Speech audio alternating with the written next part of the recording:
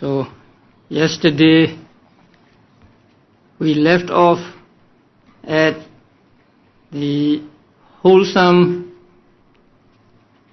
sense-sphere karma divided into 2 roots and 3 roots, and also divided into superior grade and inferior grade.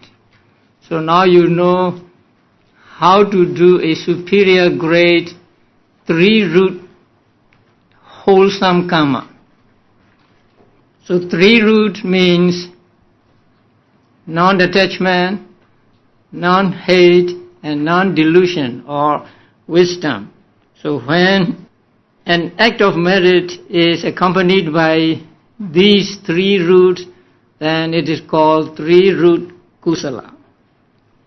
And if it is accompanied by only 2 first roots, non-attachment and non-hate, and without knowledge or non-delusion, it is called 2-root kusala.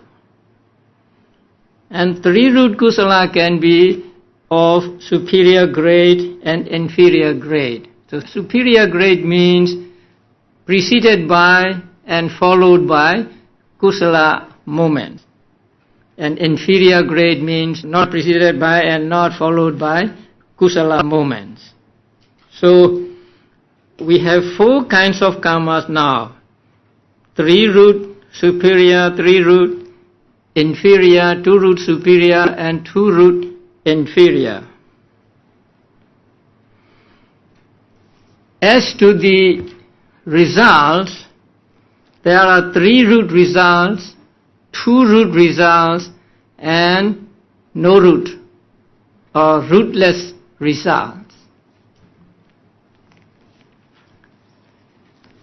By way of consciousness, 3-root results are these 2. The first and second Kamma Vajra Vipaka, and 5th and 6th Kamma Vajra Vipaka. So they are accompanied by 3 roots. And 3rd and 4th Kamma Vajra Vipaka are accompanied by 2 roots, and then 7th and 8th also are accompanied by 2 roots. So when we say 3-root result, we mean one of the 4, 1, 2, and 5, 6. And when we say 2-root results, we mean 3, 4, and 7, 8. And rootless results are the 8 resultant consciousness among the 18 rootless chetas.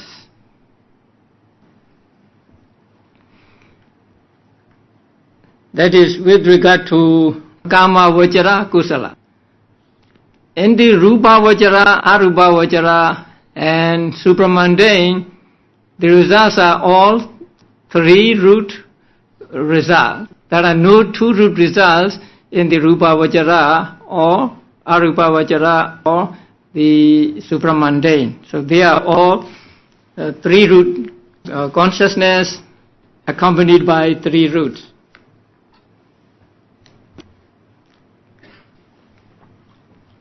Please turn to page 212.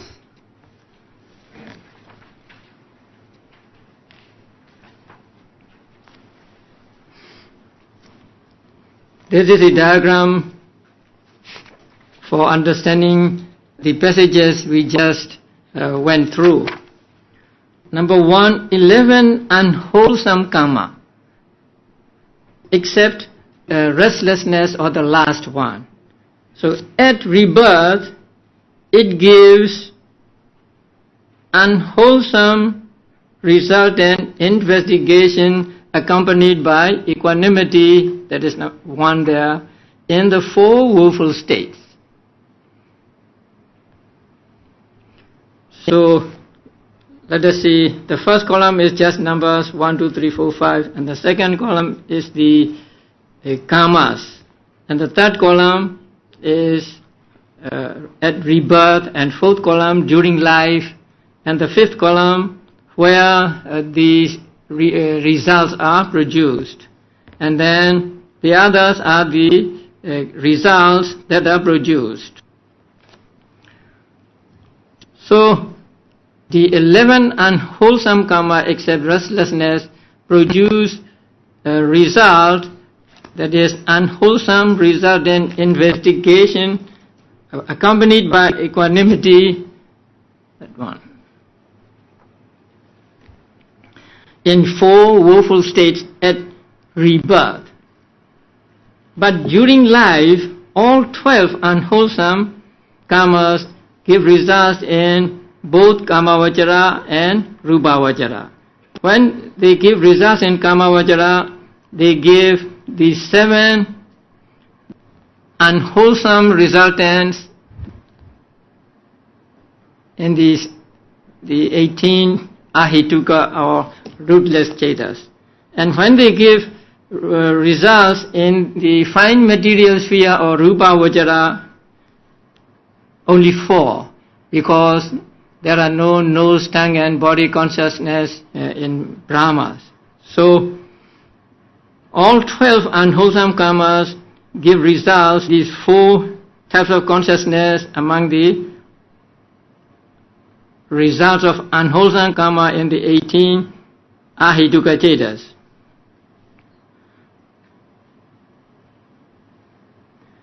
Now 3-root superior wholesome. Now 3-root superior wholesome give results at rebirth in the 7 blissful kamavachara. That means the human beings and 6 celestial realms. So in those 7, it gives a result. Only 4.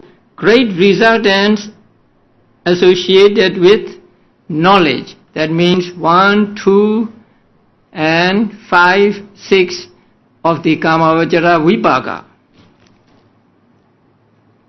1, 2, and 5, 6. And during lifetime, in all 11 realms of kamavachara, they give 8 resultant consciousness as results.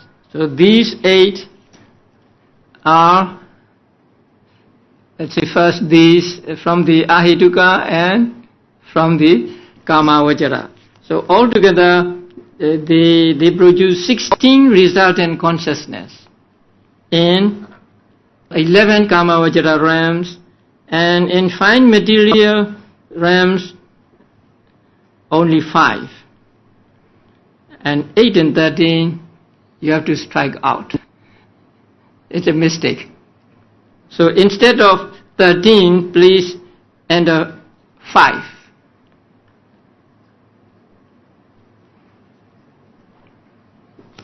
The kamavachara vipakas arise only in kamavachara world and not in rupavachara.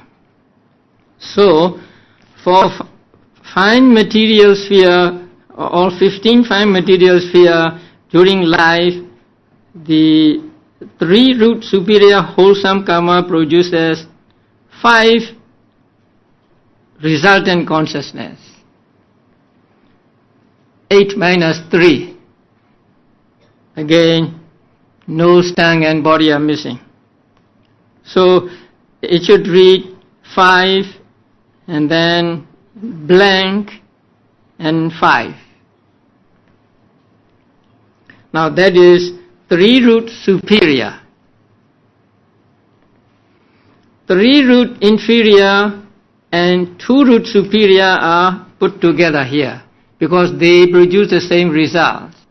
So 3-root inferior and 2-root superior wholesome karma produces at rebirth in the 7 kamavachara blissful states. How many? 4. Great resultants dissociated from knowledge. That means 3, 4 and 7, 8. So only 4 at rebirth. And during lifetime, in all 11 Kamma Vajra realms, 8 plus 4. Again, 3, 4 and 7, 8. Altogether 12. For fine material sphere, 15 fine material sphere, 5. Again, no 4. And 9 should be 5. So here, 5 blank blank 5. So now you see 3 root inferior and 2 root superior cannot produce great resultants associated with knowledge. That means they cannot give 3 root result. That is why it is important when we do meritorious deed to make it 3 root superior if we want to get the best results. Even 3 root inferior cannot produce 3 root results. So 3 root inferior and 2 root superior produce only 2 root results. Now, great resultant dissociated with knowledge means 2 root results. Great resultant associated with knowledge, 3 root results.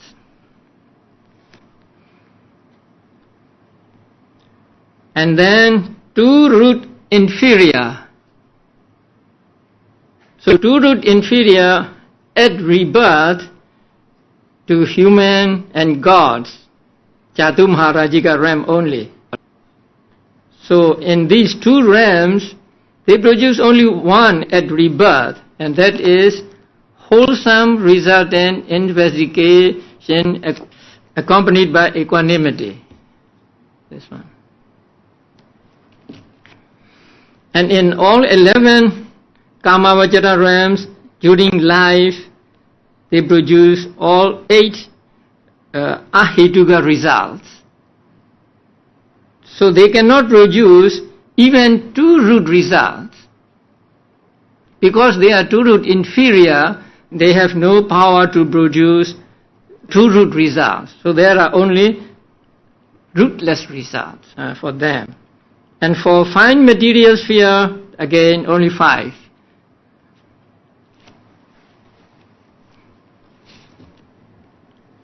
Now there is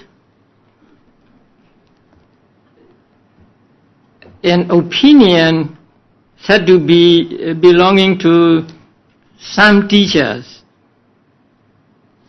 And according to them, asankharika, unprompted, asankharika Kamma does not produce sasankharika result, and sasankharika Kamma does not produce asankharika results. So according to them, the cause and effect, the Kamma and its results must be identical regarding being prompted or unprompted. So unprompted Kamma does not produce prompted resultants, and prompted Kamma does not produce unprompted result. So in that case, we have to modify what we have studied. And these teachers are here in the notes mentioned as first, the view on resultants stated in section 29 was advanced by the ancient master Tipitaka Chulanaga Thera, and is the prevalent opinion among teachers of the Abhidhamma. So this is the common opinion of teachers of Abhidhamma at that time.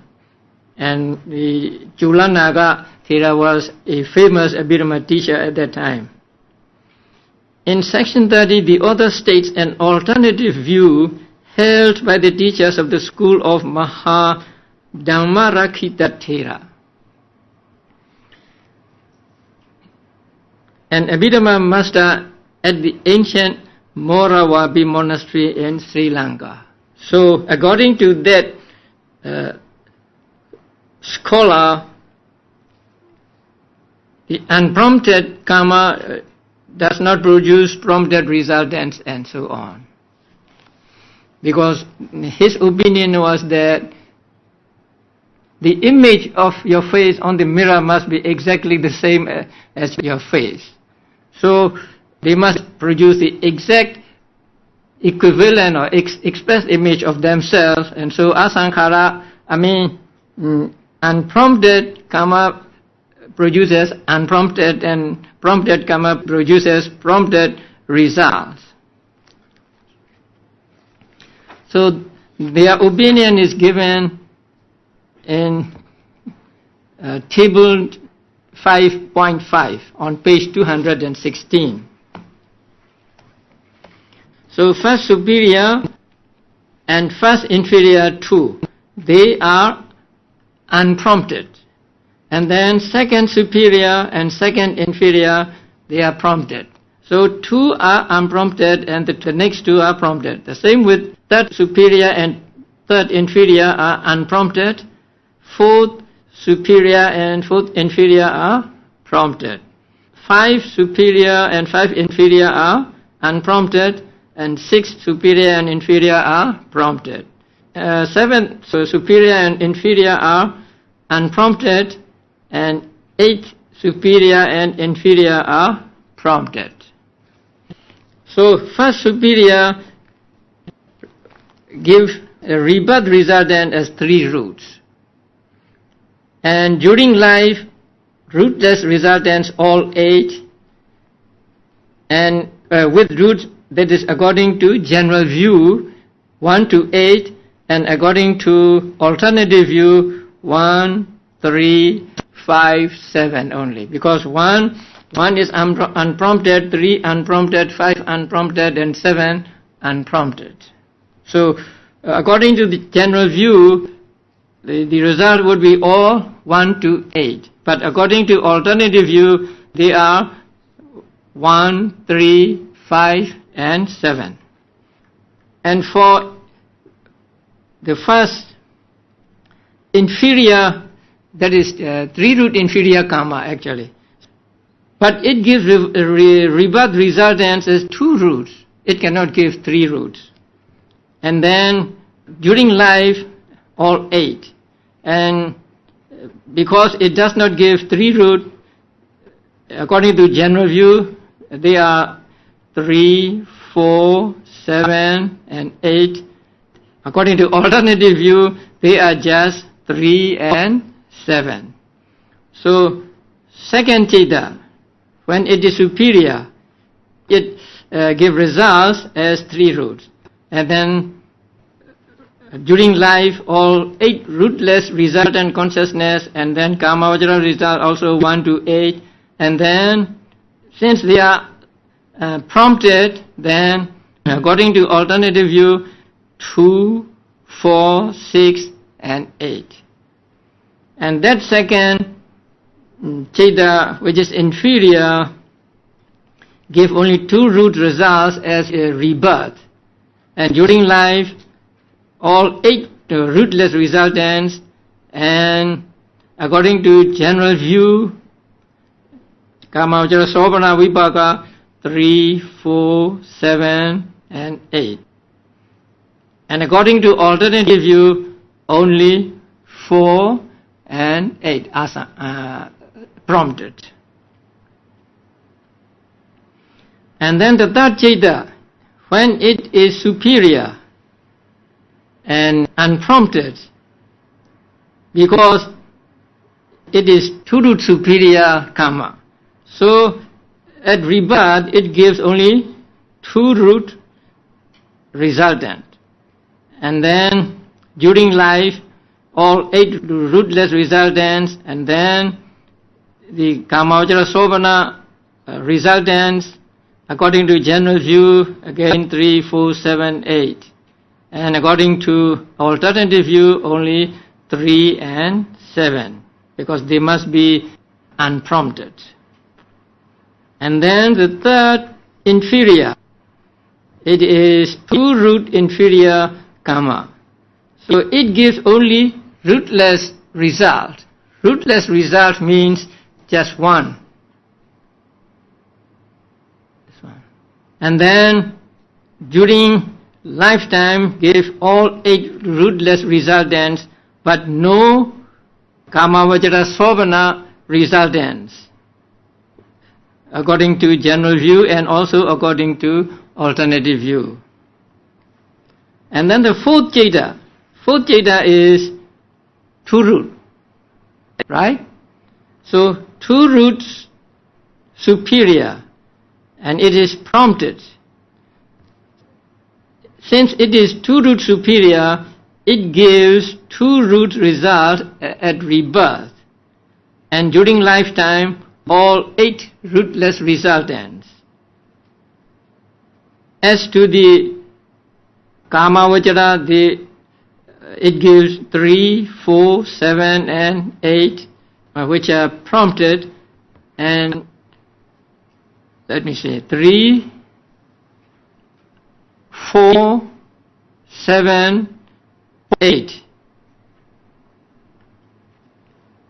According to the alternative view, they are only 4 and 8, because 4 and 8 are prompted and 3 and 7 are unprompted. According to the general view, all 4 are produced, but according to alternative view, only 4 and 8 are produced. And then the fourth inferior, it is 2 root inferior, prompted. So it gives only rootless rebirth. And during lifetime, all 8 rootless resultants, but none of these Kamavajara Sobhana resultants during life. And then the fifth Jeta, superior. Now fifth Jeta is 2 root or 3 root? Fifth Jeta.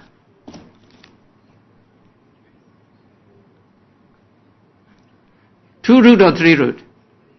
3 roots, right? So it is 3 root superior. Since it is 3 root superior, it gives 3 root rebirth resultant.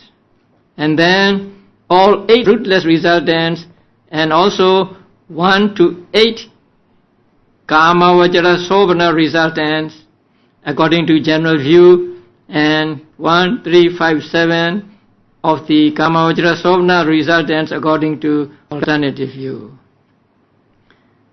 Again, fifth, inferior. Since it is inferior, it produces only 2 root rebirth, and during lifetime all 8 rootless resultants, and then according to general view 3, 4, 7, 8 of the Kamavajara Sobhana resultants, and 3, 7 of the 2 root. So 2 root superior, and the 8 is the prompted. So since it is 2 root superior, it can give only 2 root rebirth resultant. And then during lifetime, all 8 rootless resultants, and then 3, 4, 7, 8 of Kamavajara Sobhana resultant according to general view, and 4, 8 of the Kamavajara resultant according to alternative view. Now the last one, 8, again, now it is inferior. Since it is 2 root inferior, it cannot give 2 root results, so it gives only rootless rebirth resultant. And during lifetime, it gives only 8 rootless resultants and none of the Kamavajara Sobhana resultants. So this table shows in detail the results of all 8 Kamavajara Kusala divided into superior and inferior, and also prompted and unprompted, and also according to general view and according to alternative view. That means alternative view is upheld by just some teachers only, and they are not well accepted by all teachers. Now the name of that teacher who held the alternative view is here given as Dhamma Rakhita Thera. And there is an end note number 4. So when we look at the end road number 4 of the 5th chapter on page 373, it says, see Atta Salini, page 267 to 288, and Expositor, pages 257 to 279. Atta Salini is the commentary of the first book of Abhidhamma, and Expositor is the English translation of that commentary. So these two are actually the same. But when I look in the Atta Salini, the name of the teacher is different. So there, the name of the teacher is given as Mahadatta, Mahadatta, not Dhammarakkhita. But the name Dhammarakkhita is given in the commentary to this manual. So the commentary to this manual gave the name Dhammarakkhita of the teacher who held this alternate view, but in the original, let us say original, in the commentary to the first book of Abhidhamma, that commentary was written by the Venerable Buddhaghosa. So in that book, the name of the teacher was given as Mahadatta. And so we must take name Mahadatta to be a correct name.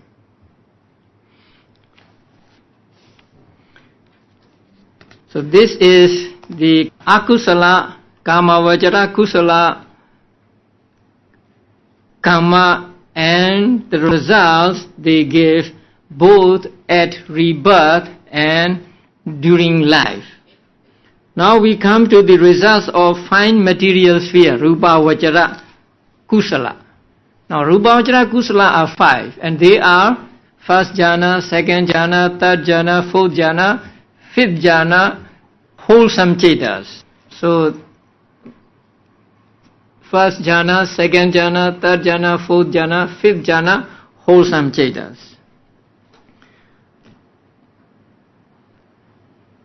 When first jhana is developed to a limited degree, then the beings are reborn into the Brahma's retinue.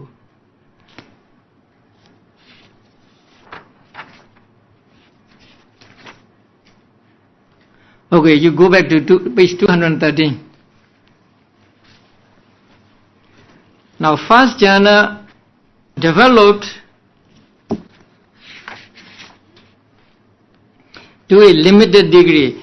Inferior means developed to a limited degree, and medium means developed in a medium degree, and superior means developed in a superior degree.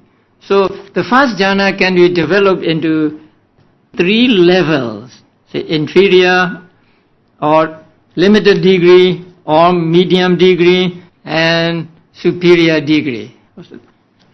The limited degree means the person just gets the jhana and he does not, or he is not very familiar with that jhana. He just got the jhana and then he may let it off. So that kind of development is called develop to a limited degree. So medium degree means he enters into the jhana again and again after he first attains the jhana. But he is not very familiar, not exceptionally familiar with the jhana. The third one is the one who is exceptionally familiar with the jhana. That means he can get into the jhana whenever he likes, and he can be in the jhana for as long as he likes. He can get out of the jhana at any time he likes, and then he can get into the jhanas again and again. And so he is the most familiar with the jhana. So there are 3 levels of development of each jhana. So when the first jhana is developed to a limited degree, then that person after death is reborn in the Brahma's retinue, the first of the three first jhana realms. And the rebirth consciousness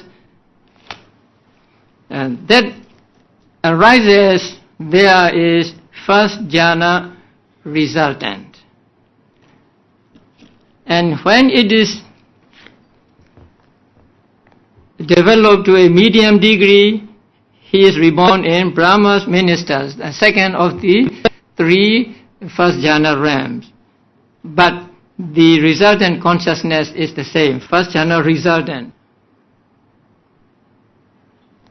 And when the first jhana is developed to a superior degree, then the person is reborn in the Mahabrahmas of the first jhana plane, and again the rebirth consciousness is just first jhana consciousness. Then the second jhana, three more modes of development of second jhana. So when second jhana is developed to a limited degree, then the person is reborn in minor lustre, and the resultant consciousness is second jhana resultant consciousness. When the second jhana is developed to a medium degree, then he is reborn in infinite lustre and with the same jhana resultant. And when it is developed to superior degree, then he is reborn in radiant lustre realm, and again the resultant consciousness is the same second jhana resultant. And then third jhana.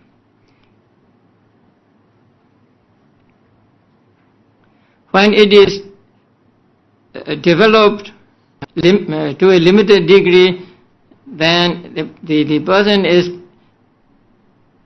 reborn in the minor lustre, and the result is third jhana resultant. And when it is developed in a medium degree, then infinite lustre, the same, and the third jhana with third jhana resultant. And when it is developed to superior degree, again in the radiant lustre he is reborn, and his rebirth consciousness is the third jhana resultant consciousness. Now, as you know, there are 5 jhanas, but the planes are only 4. Second and third we take as one here, and so whether the second jhana or it is third jhana, when it is developed to a limited degree, then the person is reborn in minor lustre and so on. Then the fourth jhana, when it is developed to a limited degree, then the person is born in minor aura, and the rebirth consciousness is fourth jhana resultant. And when it is developed to a medium degree, then rebirth in infinite aura, and again the fourth jhana resultant consciousness is the rebirth consciousness. And when it is developed to a superior degree, then a person is reborn in steady aura and with fourth jhana resultant consciousness as rebirth consciousness. Now, fifth jhana, when it is developed in a normal way, then a person is reborn in great reward, and his rebirth consciousness is fifth jhana resultant consciousness. When this fifth jhana is developed to arouse dispassion for perception, then that person is reborn in the realm of non-percipient beings. That means no mind beings, mindless beings. And so for him there is no rebirth consciousness. Since there is no consciousness in that realm, there is no rebirth consciousness. And since there is no rebirth consciousness, there is no bhavanga and no death consciousness. And then fifth jhana of non-returner. So non-returner means anagami. So when an anagami attains a fifth jhana, then he will be reborn after his death in the pure abodes. How many pure abodes are there? 5. In one of the pure abodes he will be reborn, and his rebirth consciousness is fifth jhana, resultant consciousness. Then number 13, base of infinite space. That means the first arupavachara jhana. So persons who attain the first arupavachara jhana are reborn in the first arupavachara realm, having the same name, infinite space, akasananchayatana. And their rebirth consciousness is first immaterial sphere resultant. So this is the first immaterial kusala. And persons who get this jhana will be reborn in the first arupavachara realm. His rebirth consciousness will be the first arupavachara resultant, which is called infinite space. The base of infinite consciousness, that is the second arupavachara jhana. So those who attain the second arupavachara jhana will be reborn in the infinite consciousness realm. That means second arupavachara realm, and their rebirth consciousness is second arupavachara resultant. The next is base of nothingness. That means the third arupavachara jhana. So those who get third arupavachara jhanas will be reborn in the realm called nothingness. But do not misunderstand this word nothingness here. Nothingness here means nothingness of the first arupavachara jhana consciousness, not nothingness of everything. So this third arupavachara jhana can take that absence of first arupavachara jhana or nothingness of first arupavachara jhana as object of his meditation. So when he gets this jhana, then he will be reborn in the corresponding arupavachara realm, and his rebirth consciousness is third arupavachara resultant. And the 16th, the last one, is called base of neither perception nor non-perception. This is the fourth arupavachara jhana, the name of the fourth arupavachara jhana. So when a person gets this jhana, then he will be reborn in the realm called by the same name, neither perception nor non-perception. That means in the fourth arupavachara jhana realm, and his rebirth consciousness will be fourth arupavachara jhana resultant. So since you know that in one life, rebirth consciousness, bhavanga consciousness and death consciousness are the same, the identical one. So when we say a type of consciousness is rebirth consciousness, we also mean that it is also the bhavanga consciousness and death consciousness. So that means, let us say, for the first jhana attainer. So first jhana attainer dies here, and then he is reborn in the Brahma retinue, and his rebirth consciousness is first jhana resultant. Then all through his life as a Brahma, the bhavanga moments will arise, and all the bhavanga moments are also first jhana resultant. And then at the end of life he will die, and when he dies, he will die with the same first jhana resultant consciousness. So the first jhana resultant consciousness will function for him as rebirth, bhavanga and death consciousnesses.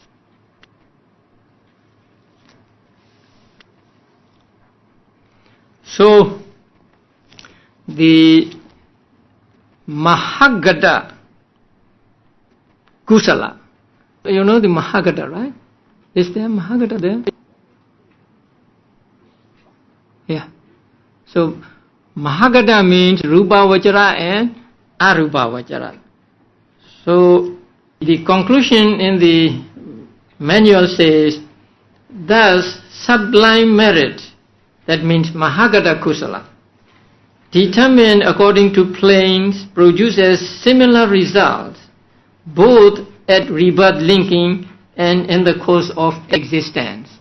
Now, the difference between Kamma Vajra Kusala and Mahagata Kusala is that Kamma Vajra Kusala gives both similar and dissimilar results. So Kamma Vajra Kusala 8 produce these 8 Kamma Vajra Vipakas and also these 8 Ahituka Vipakas. So they have both similar and dissimilar results. But the Mahagata Kusala, Rupa Vajra Kusala and Arupa Vajra Kusala, they have the identical results. So first jhana Kusala producing first jhana Vipaka and so on. So the sublime merit of Mahagata Kusala produces similar results both at rebirth and in the course of existence until the moment of death. So this is the Kamma and its results. Now you know which Kamma produces which result. And so it teaches you that if you want a particular result, then you must acquire the particular Kamma that will give that as result. So if you want to be reborn as 3-root person, then you have to do a 3-root superior Kusala, no 3-root inferior or 2-root.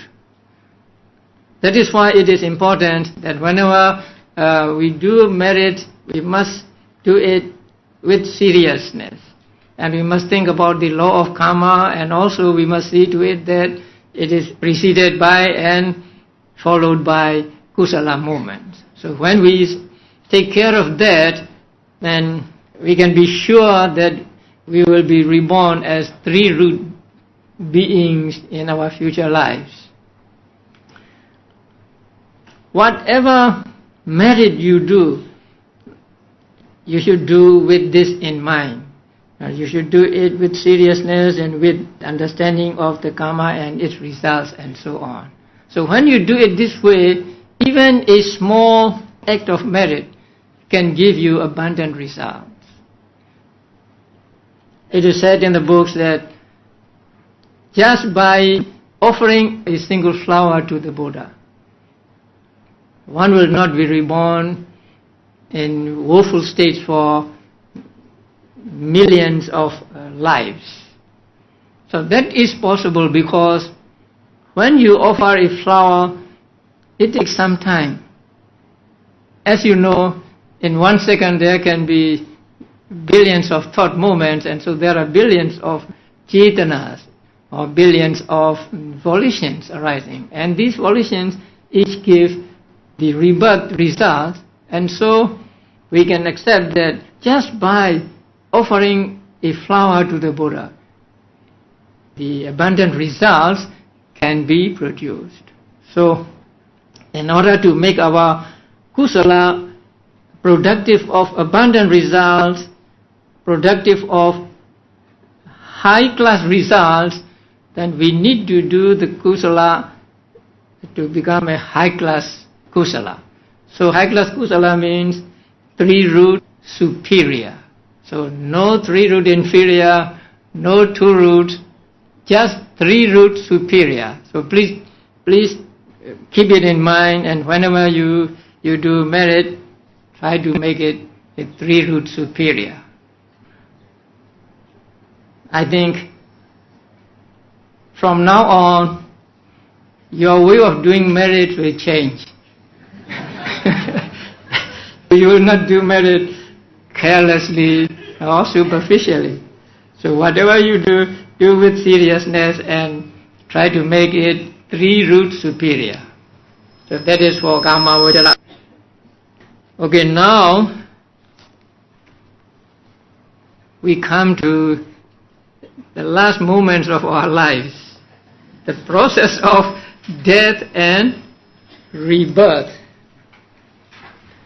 Now it is also very important to understand correctly and clearly the process of death and rebirth, because many people do not really correctly understand, and so make mistakes in talking about them or in writing about them.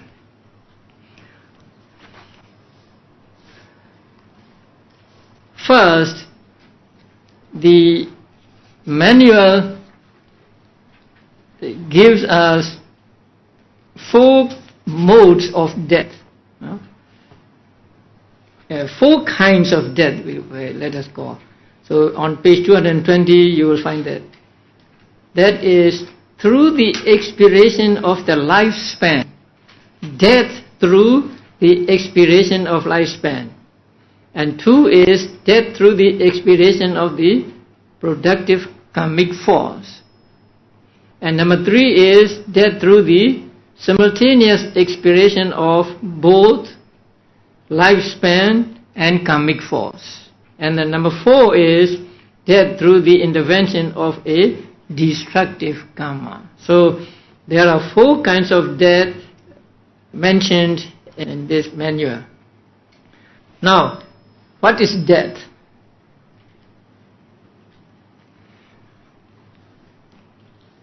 Normally we understand death is end of one life.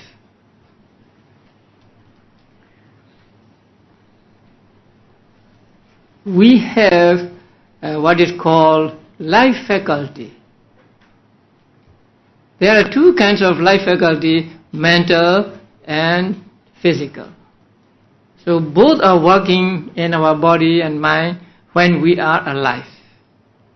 So when we die, they disappear, they cease. So death is defined as the cutting off of life faculty that belongs to one life. Now there are other kinds of death also. Momentary death. Now momentary death means every moment we are dying. Don't be afraid. Every moment we are being reborn and we die, and we reborn and die, reborn and die. So that is called momentary death. But here we don't mean momentary death, but we mean death according to convention. That means the end of one life. The cutting off of the life faculty that belong to one life. So the end of one life is called death for the purpose here. And so there are 4 kinds of death, and one kind of death is through the expiration of the lifespan. Now you have studied the lifespan of different realms. For human beings there is no age limit, but for devas and brahmas there is lifespan. So when a person dies at the end of lifespan, then he is said to die through the expiration of lifespan. So here it is said, in the human realm too, this should be understood as death in advanced old age due to natural causes. So if you die at about age 80, 90 or 100, that may be the death through the expiration of lifespan. The second is through the expiration of the productive karmic force. Although we are born as human beings and this lifespan of human being is supposed to be about 100 years, people die young. At 10, 20, 30 also people die. So why? Because although their lifespan is, say, 80, 90 or 100, their karma generating rebirth is weak. So the rebirth producing karma is so weak that it cannot give you a long life. I will not say you. So it cannot give a person a long life. So he dies young.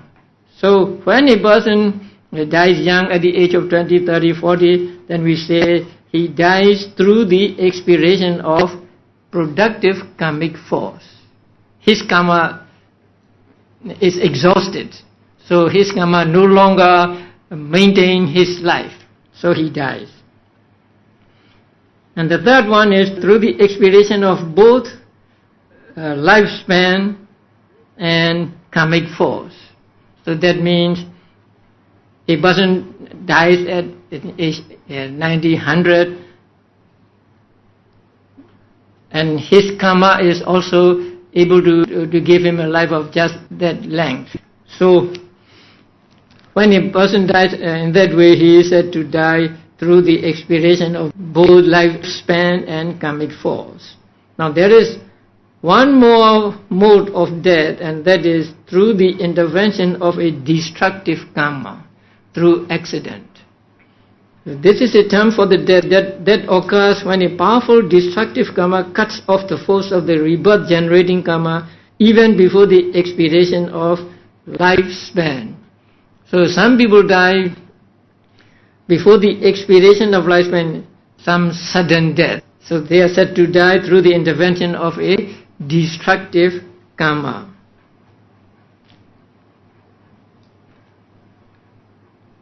It is said that Devadatta was swallowed up by the earth, and so he went to Avijji hell. And he did 2 of the 5 heinous crimes, wounding the Buddha and causing a division in the Sangha. So that wounding the Buddha and causing the division in the Sangha is here a destructive karma. So because of that destructive karma, his life is cut short and he was swallowed by the earth. Now the first 3 types of death are known as timely death, Kala Marana, and the last as untimely death, Akala Marana. So death at a proper time and death at an improper time. An oil lamp, for example, may be extinguished due to the exhaustion of the wick or the exhaustion of the oil, or the simultaneous exhaustion of both wick and oil, or for some extraneous cause like a gust of wind. So when a lamp goes out as because of the gust of wind, then its death is caused by destructive karma or something like that. So this is an example to remember these 4 kinds of death. So exhaustion of the wick, exhaustion of the oil, exhaustion of both, and then going out through due to a gust of wind. So with one of these, everybody has to face. So at the end of our lives, we will come to death, and we will come to death for one of these reasons. And what happens when a person is about to die is explained in the following passages. So we will have a break now.